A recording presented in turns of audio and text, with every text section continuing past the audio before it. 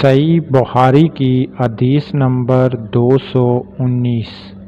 رسول کریم صلی اللہ علیہ وآلہ وسلم نے ایک دیہاتی کو مسجد میں پیشاب کرتے ہوئے دیکھا تو لوگوں سے حضرت محمد صلی اللہ علیہ وآلہ وسلم نے فرمایا، اسے چھوڑ دو۔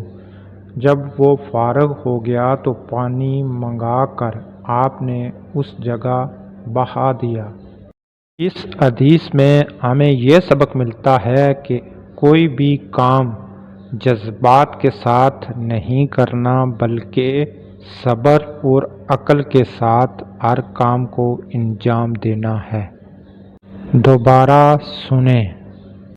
صحیح بخاری کی حدیث نمبر 219۔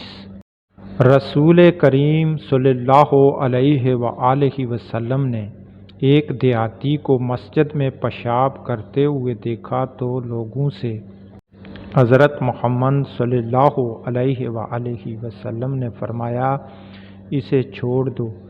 جب وہ فارغ ہو گیا تو پانی منگا کر آپ نے اس جگہ بہا دیا۔ اس حدیث میں ہمیں یہ سبق ملتا ہے کہ کوئی بھی کام جذبات کے ساتھ نہیں کرنا بلکہ صبر اور عقل کے ساتھ ہر کام کو انجام دینا ہے۔